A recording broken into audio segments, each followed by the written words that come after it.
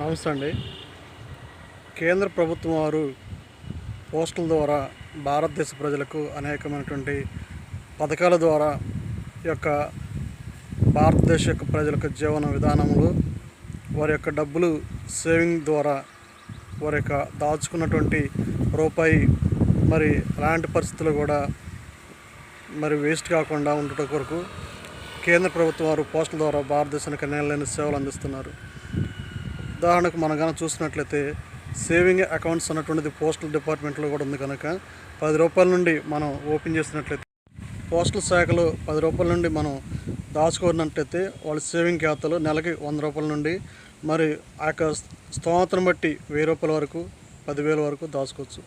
ఈ విధంగా ఒక్కొక్క స్కీమ్ గురించి అనేకమైనటువంటి యొక్క స్కీమ్స్ కేంద్ర ప్రభుత్వం వారు తీసుకొచ్చారు.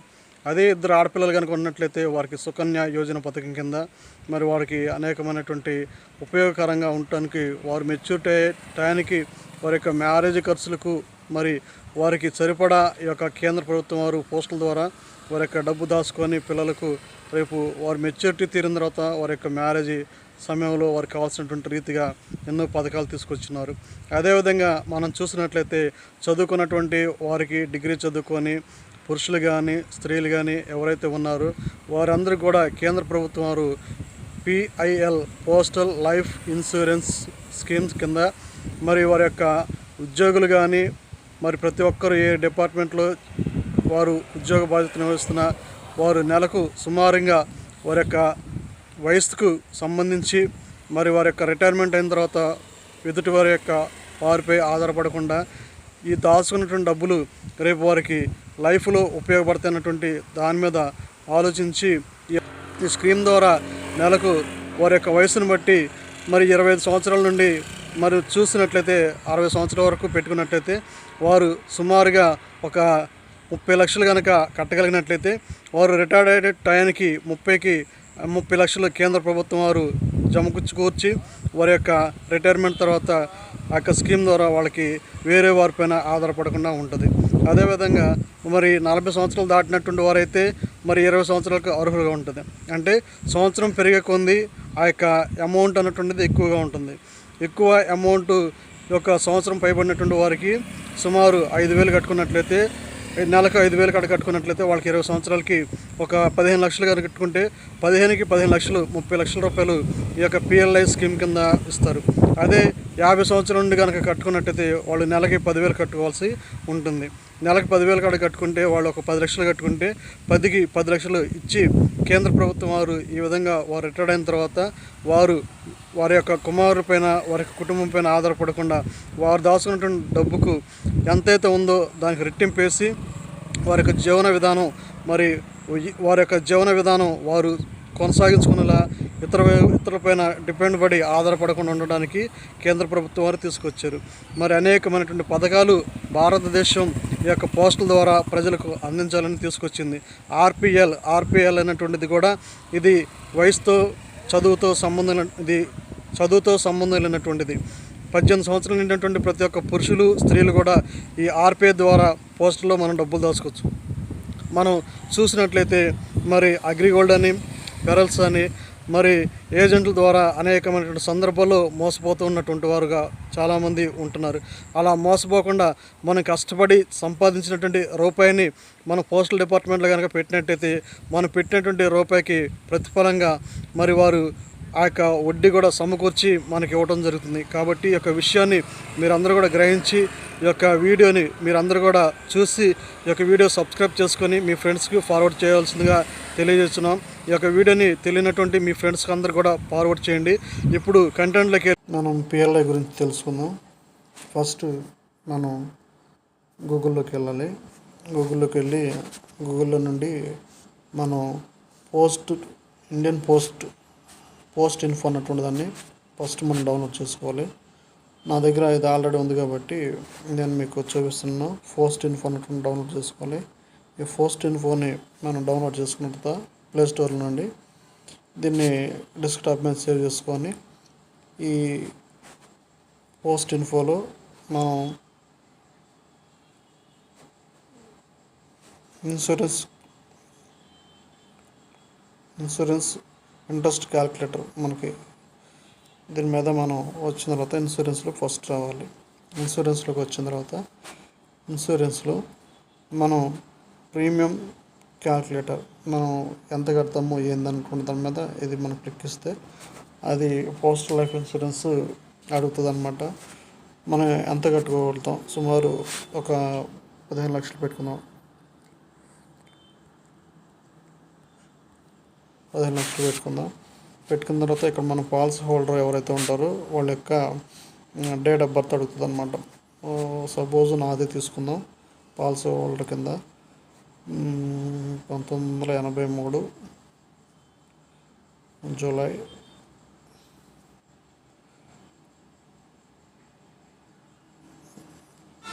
10. ఓకే. సో నెక్స్ట్ ఉంటుంది age as on next birthday. మనం ఎవరైతే నామినీ పెట్టుకుంటామో మన యొక్క ఫాదర్ కానీ వైఫ్ కానీ పెట్టుకుంటే వాళ్ళకి డేట్ ఆఫ్ బర్త్ అడుగుతుంది.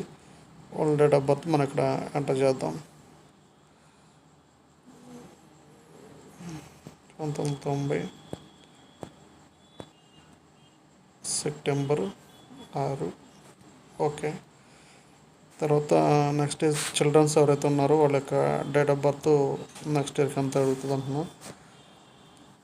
5 years పెట్టుకుని నెక్స్ట్ ఇక్కడ మనకు వచ్చిన తర్వాత చిల్డ్రన్ పాలసీ కింద సుమారుగా ఒక 3 లక్షలు పెట్టుకుందాం. గెట్ క్యూట్కి మనం కొట్టిన తర్వాత ఇలా డీటెయిల్స్ వస్తాయి.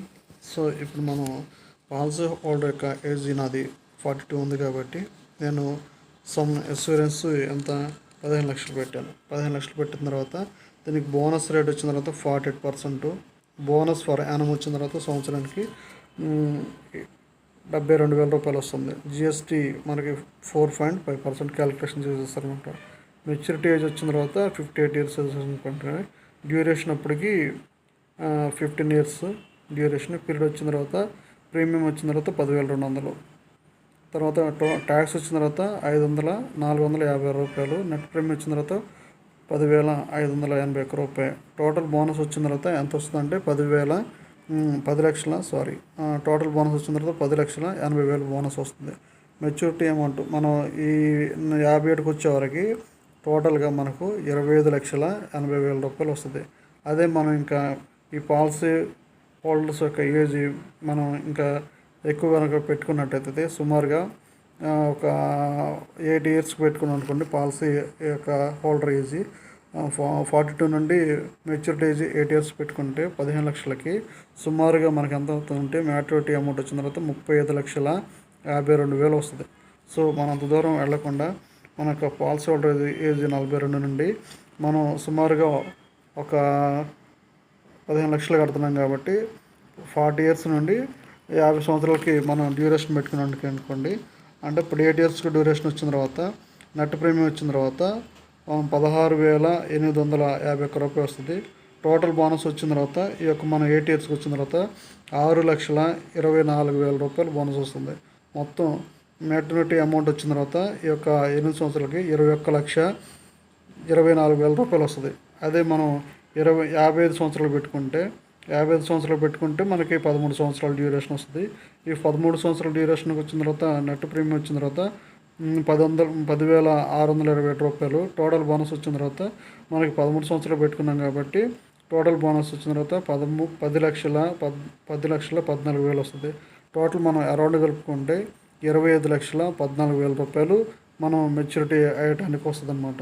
అదే మనం 60 years పెట్టుకున్నాం అనుకోండి. రిటైర్మెంట్ ఏజ్ మామూలుగా 60 years కాబట్టి 42 years నుండి 60 years కాబట్టి ఈ యొక్క మనకి డ్యూరేషన్ వచ్చిన తర్వాత 18 సంవత్సరాల డ్యూరేషన్ ఉంటుంది. కాబట్టి ఈ 18 సంవత్సరాల డ్యూరేషన్లో నెట్ ప్రీమియం వచ్చిన తర్వాత 7,445 రూపాయలు. అంటే ఫర్ మంత్ వచ్చిన తర్వాత 7,000 నెట్ ప్రీమియం మనం కట్టాల్సింది 7,445 రూపాయలు కట్టాలి. ఇట్లా మనకి టోటల్ బోనస్ ఎంత వస్తుంది అంటే ఒక 18 సంవత్సరాలు మనం క్యాల్కులేషన్ వేసుకుంటే 14,04,000 రూపాయలు మనకి బోనస్ వస్తుంది. మనం కట్టింది అంత 15 లక్షలు. 15 లక్షలు ఈ యొక్క 14 లక్షలు కలుపుకుంటే మొత్తం 29,04,000 రూపాయల బోనస్ వస్తుందన్నమాట. అంటే మనం 60 ఇయర్స్కి రిటైర్మెంట్ అయిన టయానికి మనం ఎదుటివారి మీద ఆధారపడకుండా, మన ఫ్యామిలీ ఉన్నటువంటి పిల్లల మీద ఆధారపడకుండా, మనకు వచ్చేటువంటి ఇన్కంలో మనం మంత్లీ ఈ విధంగా కనుక మనం దాచుకున్నట్లయితే ఇది మనకు చాలా ఫ్యూచర్లో ఉపయోగకరంగా ఉంటుంది. రేపు రిటైర్మెంట్ అయిన తర్వాత కొడుకులు పెట్టాలి, కూతురు పెట్టాలి, వాళ్ళ మీద మనం ఆధారపడాలి అన్నటువంటిది అలాంటి సోర్స్ లేకుండా మనకు ఇన్కమ్ వచ్చే దాంట్లో మనం ఇప్పుడే ఒక ప్లాన్ చేసుకొని మనం ఒక 40 కాబట్టి 60 ఇయర్స్కి మనం మంత్లీ ఎంత కాడ కట్టుకోవాలని మనం క్యాలిక్యులేషన్ వేసుకొని కనుక మనం చేసుకున్నట్లయితే మనకు వచ్చేవరకు 29,04,000 రూపాయలు వస్తుందన్నమాట. అదే కాకుండా మనం చిల్డ్రన్ పాలసీలోకి వచ్చిన తర్వాత మనం చూసినట్లయితే చిల్డ్రన్ పాలసీ యొక్క మనకి అది మంత్లీ ప్రీమియం ఎంత కట్టాలి, వాళ్ళకి ఏందనుకుంది కూడా మనం చూసుకున్నట్లయితే మన యొక్క పిల్లల యొక్క బంగారు భవిష్యత్తుకి మనం కనుక చూసుకున్నట్లయితే ఇప్పుడు 5 ఇయర్స్ పాలసీ హోల్డర్ ఏజ్ మాకు 5 సంవత్సరాలు బాగున్నారు అనుకోండి, అతను నేను సుమారుగా ఒక 3 లక్షలు కడదాం అనుకుంటున్నాను. 3 లక్షలు కడితే మన దానికి ఎంత వస్తుంది, బోనస్ రేటు 52 ఉంది. బోనస్ ఫర్ యానం వచ్చిన తర్వాత 15,600 రూపాయలు ఉంది. జిఎస్టీ రేట్ వచ్చిన తర్వాత 4.5% జిఎస్టీ ఇస్తారన్నమాట. మెచ్యూరిటీ ఏజ్ సుమారుగా నేను ఒక 20 ఇయర్స్ పెట్టుకున్నాను అనుకోండి. 20 ఇయర్స్ పెట్టుకుంటే డ్యూరేషన్ వచ్చిన తర్వాత 15 సంవత్సరాలు. 15 సంవత్సరాలకి నేను నెలకు వచ్చిన తర్వాత పిల్లలకి 3 లక్షలు పెట్టుకున్నాను కాబట్టి నెట్ ప్రీమియం వచ్చిన తర్వాత 2,264 రూపాయలు కట్టాలి. టోటల్ బోనస్ వచ్చిన తర్వాత 2,34,000 రూపాయలు వస్తుంది. అంటే టోటల్ మొత్తం అమౌంట్ కలుపుకుంటే 5,34,000 రూపాయలు. అంటే పిల్లడు 20 ఇయర్స్కి వచ్చాడంటే తన డిగ్రీ కాలేజీ యొక్క ఫీజులకి మనకు బర్డెన్ కాకుండా ఈ విధంగా పిల్లలు కూడా మనం కట్టుకున్నట్టయితే వాళ్ళకి డిగ్రీకి వచ్చేవారికి 5,34,000 రూపాయలు వస్తాయి అన్నమాట. అట్లనే మనం కంటిన్యూషన్గా పిల్లలకి వాళ్ళకి ఉపయోగపడతాయి. ఇక్కడ మన ఇష్టం, మన సూర్యుడు అంటుండేది నేను 3 లక్షలు పెట్టాను, మనం కట్టుకుంటే 5 లక్షల దాకా కట్టుకోవచ్చు. లేదు వాళ్ళ వివాహ వయసు వచ్చేంత వరకు మనం కట్టుకోనుకుంటే సుమారుగా ఒక 23 సంవత్సరాలు డ్యూరేషన్ పెట్టుకున్నాం అనుకోండి.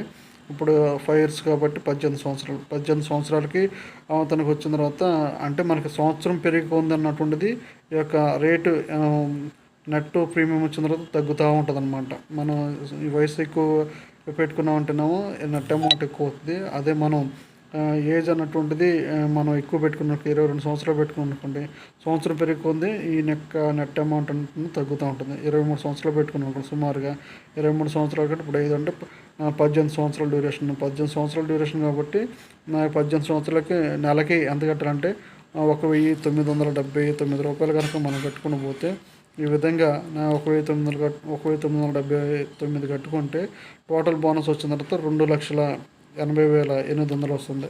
ఈ యొక్క టోటల్ మెచ్యూరిటీ అయ్యేటానికి 5,80,000 రూపాయల 800 రూపాయలు మన యొక్క పిల్లలకు వస్తుంది.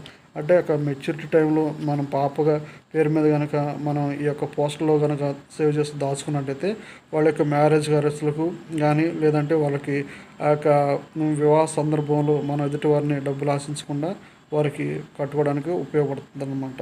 ఈ విధంగా మనం చూసుకుంటే wholesale age policy holder age 40 ఇప్పుడు మనం ఇది లాస్ట్ ఎక్కువ అనమాట. 15 లక్షలు పెట్టుకున్నాం కాబట్టి లాస్ట్లో పాలసీ హోల్డర్ ఏజ్ వచ్చిన తర్వాత మెచ్యూరిటీ ఏజ్ వచ్చిన తర్వాత సుమారుగా 8 సంవత్సరాలు 80 సంవత్సరాలు పెట్టుకుంటే ఒక 80 సంవత్సరాలు పెట్టుకున్నప్పుడు ఈ 15 లక్షలకి 80 సంవత్సరం మొత్తం గ్రాట్యుటీ మీద వచ్చిన తర్వాత మెచ్యూరిటీ అమౌంట్ వచ్చిన తర్వాత 35,52,000 వస్తాయి అన్నమాట. అంటే మనం మన యొక్క భావితర జీవితానికి ఇప్పటి నుండి ఒక ప్రణాళికాబద్ధంగా కనుక మనం వేసుకున్నట్లయితే మన యొక్క పిల్లల మీద కానీ మరి ఎదుటి వారి మీద ఎవరి మీద ఆధారపడకుండా ఉండడానికి ఈ యొక్క పిఎల్ఐ అన్నటువంటిది మనకు చాలా ఉపయోగకరంగా ఉంటుంది. మన పిల్లలకు కూడా వారి యొక్క కాలేజ్ ఫీజులు కానీ మరి వారి యొక్క మ్యారేజీ టైంలో కానీ పాప కానీ వారు ఎవరైతే ఉన్నారో వారిని మనం ఇప్పటి నుండి ఒక ఆలోచన పట్టి మనం కనుక మంత్లీ ఇంత కాడ కట్టాలి అని కనుక వేసుకున్నట్టయితే బాగుంటుంది. అట్లనే కానీ మంత్లీ కాకుండా మనం క్వార్టర్లీ కూడా ఈ విధంగా కట్టుకోవచ్చు అనమాట. క్వార్టర్లీ మనం ఎంత కట్టాలి ఏందనుకుంటుంది మనం చూసినట్లయితే 42 సుమారు 50,000 వరకు పెట్టుకున్నట్టయితే నాకు నెట్ ప్రీమియం వచ్చిన తర్వాత క్వార్టర్లీకి వచ్చిన తర్వాత అంటే వయసు తక్కువ ఉంది కాబట్టి 8 సంవత్సరాలు 50 సంవత్సరాలకి అప్పుడు క్వార్టర్లీ ఎంత కట్టాలంటే 50,427 రూపాయలు కట్టాల్సి వస్తుంది. టోటల్ బోనస్ ఎంత వస్తుంది అంటే 6,24,000 వస్తుంది. అంటే మెచ్యూరిటీ అమౌంట్ నాకు టోటల్గా వచ్చిన తర్వాత 50 సంవత్సరాలు పెట్టుకుంటే 21,24,000 రూపాయలు ఆ యొక్క అమౌంట్ అన్నటువంటిది నాకు వస్తుంది. అదే 42 నుండి నేను క్వార్టర్లీగా 60 సంవత్సరాలు పెట్టుకున్నట్టయితే 60 సంవత్సరాలు పెట్టుకుంటే ఫర్ నెట్ నేను ఎంత కట్టాలంటే క్వార్టర్లీకి వచ్చిన తర్వాత 22,305 రూపాయలు కనుక కట్టుకున్నట్టయితే టోటల్గా మనకు బోనస్ వచ్చిన తర్వాత పోస్ట్లో 14,04,000 వస్తుంది. అంటే మనకి మెచ్యూరిటీ టైంకి రిటైర్డ్ అయ్యడానికి 29,04,000 రూపాయలు ఈ విధంగా మనకి క్వార్టర్లీకి కూడా కట్టుకోవచ్చు. క్వార్టర్లీ కాకుండా మళ్ళీ హాఫ్ ఇయర్లీ విధంగా కట్టుకోవచ్చు అన్నట్టు హాఫ్ ఇయర్లీ కూడా ఉంది. హాఫ్ ఇయర్లీ కట్టుకోవచ్చు. లేదు ఇయర్లీ వన్స్ ఒకసారి కట్టుకుంటామంటే ఇయర్లీ వైజ్ కూడా ఉందన్నమాట. మనం సంవత్సరానికి ఒకసారి కట్టుకుంటే ఇంకా ఎక్కువ పడుతుంది అనమాట. ఎందుకంటే ఇప్పుడు 42 సంవత్సరాలు ఉంటే నేను ఫర్ ఎగ్జాంపుల్ 50 ఇయర్స్ పెట్టాను డ్యూరేషన్ 8 సంవత్సరాలు ఉంటుంది. సంవత్సరం పెరిగి కొంది మనం ఇయర్లీ నెట్ ప్రీమియం కడుతున్నాం కాబట్టి సంవత్సరానికి 1,96,120 కడితే మనకు టోటల్ బోనస్ 6,24,000 రూపాయలు. అంటే మనం 8 సంవత్సరాలకి మనం 1,96,126 మన సంవత్సరం కడితే మనకు బోనస్ ఎంత వస్తుందంటే 6,24,000 వస్తుంది. మ్యాచ్యూరిటీ అమౌంట్ మనకి 50 సంవత్సరాలు వచ్చేవరకు ఎంత అమౌంట్ వస్తుందంటే 21,24,000 రూపాయలు వస్తుంది అనమాట. అదే 42 నుండి నేను సంవత్సరానికి 60 సంవత్సరాలు పెట్టుకున్నాను అనుకోండి, 18 సంవత్సరాలు కాబట్టి ఈ సంవత్సరం వాళ్ళు పెరుగు ఎక్కువ ఉంది, మనకి అమౌంట్ అనేటువంటి తగ్గుతూ ఉంటుంది. సంవత్సరాలు మనకి దగ్గర పడే కొంది 7 సంవత్సరాలు 8 సంవత్సరాలు ఇట్లా వచ్చేటప్పుడు మన అమౌంట్ ఎక్కువ కొట్టాలి. అదే 18 సంవత్సరాలు 22 సంవత్సరాలు అనుకోండి మనకి అమౌంట్ తగ్గింది. సుమారుగా సంవత్సరానికి నేను పెట్టుకున్నాను అనుకోండి 42 నుండి 60 సంవత్సరాలు పెట్టుకున్నాను. డ్యూరేషన్ వచ్చిన తర్వాత 18 నెలలు ఉంది. అప్పుడు ఫర్ ఇయర్లో వచ్చిన తర్వాత నేను ఎంత కట్టాలంటే 86,652 రూపాయలు కనుక కట్టినట్టయితే టోటల్ బోనస్ ఎప్పుడు నాకు ఎంత వస్తుందంటే 14,04,000 రూపాయలు బోనస్ వస్తుంది. మ్యాచ్యూరిటీ అమౌంట్ వచ్చిన తర్వాత టోటల్గా 29,04,000 రూపాయలు వస్తుంది అనమాట. ఈ విధంగా మన దగ్గర ఉంటే మంత్లీ అమౌంట్ ద్వారా కట్టుకోవచ్చు. లేదు క్వార్టర్లీ కడతానంటే మనం క్వార్టర్లీ ద్వారా మనకి అమౌంట్ని కట్టుకోవచ్చు. క్వార్టర్లీ కాకపోతే ఆఫర్ల ద్వారా కడతానంటే మనకు అమౌంట్ని పిఎల్ఐ ఆఫర్ల ద్వారా కట్టుకోవచ్చు. ఇయర్లీ వన్స్ కడతామంటే ఇయర్లీ ద్వారా కూడా మనం ఈ విధంగా పిఎల్ఐని మనం ఉపయోగించుకోవచ్చు అనమాట. రేపు మన యొక్క రిటైర్మెంట్ జీవితం తర్వాత ఒకరు మనకు పెట్టాలి, ఒకరి మీద ఆధారపడాలి, వాళ్ళు ఇస్తేనే మనం తీసుకుంటాం అన్నటువంటిది ఆ యొక్క థర్డ్ పర్సన్ మీద మనం డిపెండ్ అవ్వకుండా ఉండటం కోసం ఈ యొక్క పిఎల్ఐ మనకి చాలా సువర్ణ అవకాశంగా ఉంటుంది. కనుక మన స్తోమతగా ఉండి మనం ఇప్పుడు 15 లక్షలు అనుకున్నాం, లేదంటే 5 లక్షలు పెట్టుకోవచ్చు. 5 లక్షలు పెట్టుకుంటే మనకి ఆ యొక్క ప్రీమియం బట్టి మనకు వస్తూ ఉంటుంది. మనకి ఎందుకంటే అవకాశం ఉంది, మనం జాబ్ చేస్తున్నాం కాబట్టి మనకు ఉన్నటువంటి షార్ట్ పీరియడ్ మనం కనుక దాచుకోగలిగితే రేపు మీ యొక్క అమౌంట్ అన్నట్టుంది మనం రిటైర్డ్ అయిన తర్వాత మనకు ఉపయోగకరంగా ఉంటుంది. సో కాబట్టి ఈ యొక్క వీడియోని మీరు నచ్చితే లైక్ చేయండి, షేర్ చేయండి, మీ ఫ్రెండ్స్ కూడా ఈ యొక్క సమాచారం అందించండి. ప్రతి ఒక్కరు కూడా ఈ యొక్క ఇన్ఫర్మేషన్ షేర్ చేయండి. Thank you.